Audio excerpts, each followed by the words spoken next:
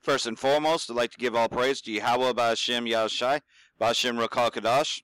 Double honors to the elders and apostles of Great Millstone who have taught me this truth. And a shout out to Yakim that's out there on the four quarters of the earth proclaiming this truth. And going out there teaching, risking your lives to do so. And of course, first part of this is going to be in response to another video brother put up. And as you know, I've already covered this subject before as it happened in my city at the beginning of the year. The announcement that Sears and Kmart would be closing, but now it's happening all across America. Well, believe it or not, another brother who happens to be on the East Coast, GMS Great Waters 3, Sears store closing all across America, Babylon. And, well, I decided to follow that up after watching that video, of course, because I've been keeping up with this, and thought that Fairfield, which is next to the hometown I was brought up in, Vacaville, would still be there. Nope. Here's the article. Sears officially confirms Fairfield store to shutter in July. Just like that brother had put out that his is closing in July and August, you know. Well, Fairfield, Sears, in the midst of closing hundreds of stores across the country, confirmed Thursday that the store in Fairfield will shutter this year along with the company's last remaining store in Chicago, which opened 80 years ago. Closure of the Sears stores at the Solano Town Center Mall effectively ends the company's tenure in the city. The Kmart store in Fairfield, formerly located on North Texas Street, closed in 2013. We are making the difficult but necessary decision to close the Sears store in Fairfield, Sears Holding Corp. Spokesman Howard Reeves wrote in an email to the Daily Republic, "We have been strategically and aggressively evaluating our store space and productivity and have accelerated the closing of unprofitable stores as previously announced." Well, again, it has to do with the bankruptcy, right? All right, well, I had another Edomite, fucking get on the comment board and say that he had the nerve to say that, so-called white people are not the so-called Edomites. That happens to be the Sasquatch people. So I decided to look that up, right? Because I actually live here up in the north where they have supposedly encountered Bigfoot, on Highway 299 going to the coast. There's a lot of rumors of Bigfoot sightings, right? Well, I found this article. What does the Bible say about the possibility of Bigfoot Sasquatch? Answer: camping late at night in the woods and telling stories around a fire in a rite of passage for many youth. Invariably, the nocturnal setting evokes tales of terror, and the sylvan surroundings almost guarantee that most of these tales will feature the legend of Bigfoot. The better the storyteller, the bigger, more bloodthirsty the beast becomes. After hearing such tales, many a young camper has lain awake in his tent wondering if the strange noises he hears signal the approach of a large hairy monster, and wishing that tents were made of stronger material. Well, I can tell you that in a way, yes, Esau is a Sasquatch in the essence of, he likes to hide his identity, but I jumped down on this and look at this. Some people look into the Bible and claim to find proof that Bigfoot exists. Usually these theories involve Esau, Cain, or the Nephilim. Esau was born carved with hair. Genesis chapter 25, verse 25. So these Edomites are trying to hide who they are. But they are the cave dwellers. They are the red people, which we know who that is, so-called white man, right? And his descendants, the Edomites, were enemies of Israel. These facts lead some to speculate that the creatures we call Bigfoot are actually modern-day Edomites. We have inherited Esau's trait of being a man of the field. Genesis chapter 25, verse 27. So again, and just listen to more. Another theory involves Adam and Eve's son Cain. Cain was, of course, the first murderer, which we know Esau's so-called white man is, so yes, that would follow. And he was cursed by Yahweh and condemned to be a restless wanderer of the earth. Yeah, a vagabond. Like the American vagabond, if you've caught Brother Malcolm's videos, he often shares from the Last American Vagabond. But anyhow, that's who Esau is. Genesis chapter 4, verse 12. Some theorize that Bigfoot is a descendant of Cain. Like his forebear, Bigfoot is cursed to live apart from the rest of humanity and has become monstrous in his appearance. This would make Bigfoot similar to the fictional monster Grendel in Beowulf. You see how Esau's trying to hide himself, trying to hide his nationality? Well, you can look up Edom on the Wikipedia. This used to have more, but Kingdom of Edom. Edom, lit, red, Assyrian, Idumea, Syriac, was an ancient kingdom in Transjordan, located between Moab, which we know is China today, to the northeast, the Arab to the west, and the Arabian Desert to the south and east. Most of its former territory is now divided between Israel and Jordan. Of course, they want you to believe that these Palestinians are the Edomites, which actually they're the Ishmaelites. Edom appears in written sources related to the late Bronze Age and to the Iron Age in the Levant, such as the Hebrew Bible and Egyptian and Mesopotamian records in classical antiquity. The concrete name Idumea was used for a smaller area in the same general region. So, that's where it formerly existed, as you can see on the map there. There's a kingdom of Moab there, kingdom of Ammon, which is right there by Gad, but kingdom of Edom is right to the south, right? Well, okay, again, that Esau was in captivity for 1,000 years, and then after his 1,000 years, he was set free from his prison, thus getting into Revelation chapter 20, verse 7, and Satan, who is Esau, the adversary. Edom and Idumea are two related but distinct terms related to a historical contagious population, but two separate, if adjacent, territories that were occupied at different periods of their history by the Edomites. Idumea.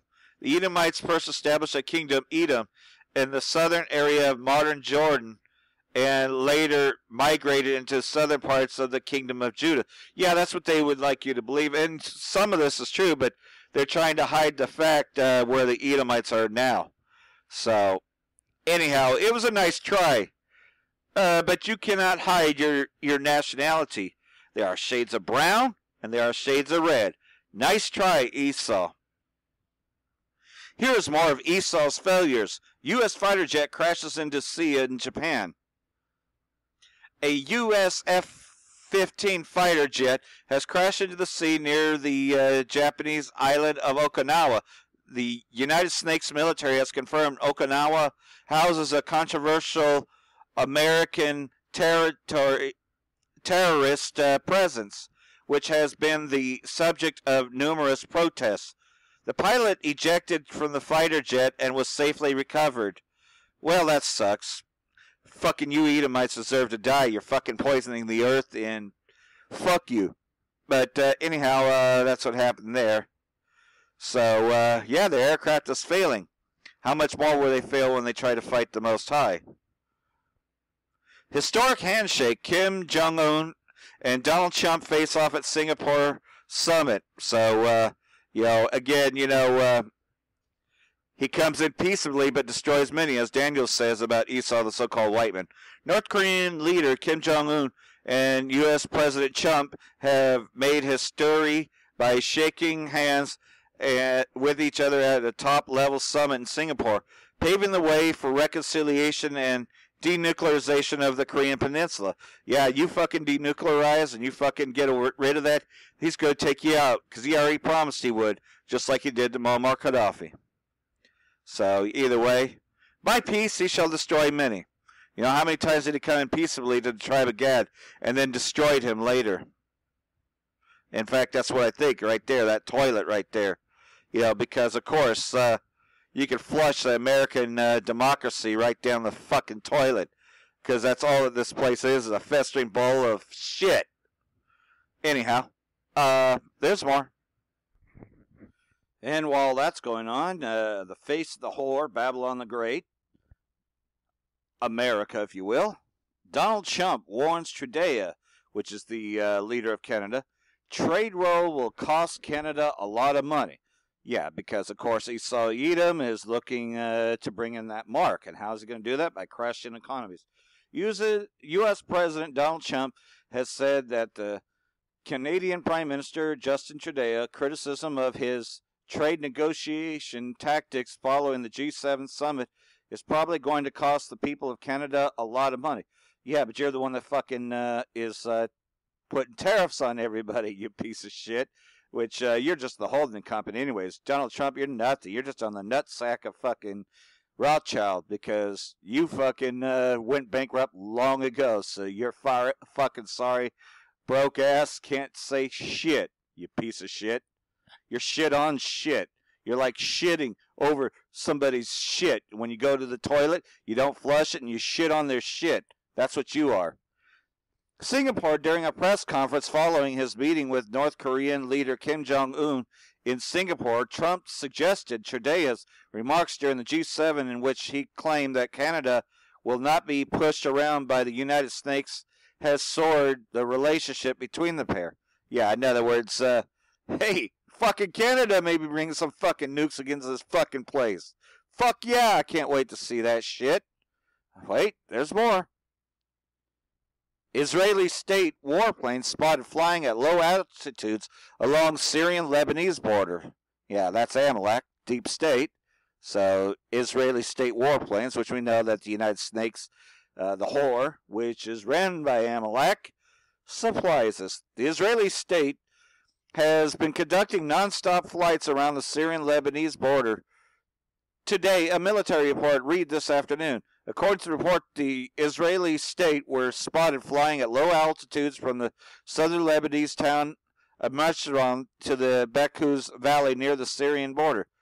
The Israeli state has been intensifying their flights along the border since the Syrian Arab Army announced their intentions to retake all of the occupied Golan Heights border at Al-Qanata. While Israeli state has not entered Syrian airspace as of yet, these flights have forced Damascus to remain on high alert. And we know that Israeli state has attacked them quite a few times. In addition to Israeli state altitude flights, the Syrian military has reinforced their defenses near the occupied Golan Heights in an effort to prepare for any possible attacks. And I have a follow-up on this, see if this is it. Syrian Arab Army enhances air defense near Israeli state-occupied Golan Heights. The Syrian Arab Army has enforced its anti-aircraft defense systems in the country's southwest near the border areas of Golan Heights against any potential attacks from the Israeli state, a pro-Syrian government commander says. So that's going on there, and let's take a look here. Turkey will bring S-400 missile system into play if necessary, Erdogan says. So, you know, they're getting ready just in case United States thinks that they're going to attack Turkey because they won't buy into their bullshit anymore. Turkish President Erdogan says Ankara will utilize sophisticated Russian-made S-400 anti-aircraft missile defense systems when it plans to acquire under a deal finalized late last year if necessary. We will not just buy the S-400s and place them in a storehouse. We will use them if need be. These are our defense systems. What are we going to do to them if not use these defense systems? Are we going to depend on the United States again? We have demanded them for years, but the answer has been given to us has been the U.S. Congress is not allowing. We are tired of this shit, Erdogan said. So that's going on there. Oh, wait, there's more. Yemeni health minister condemns Saudi-led airstrike at Chloria treatment facility. The Yemeni Minister of Health, Dr. Talal al-Matra, warned of an imminent collapse in county's health system as he condemned a Saudi-led airstrike on a Doctors Without Borders Chloria treatment facility in Abs during a press conference in Sana'a on Tuesday. And again, you know, Esau is just continuously using Saudi Arabia to attack. Well, I'll talk more on this in the next video and bring out some scriptures, as I only got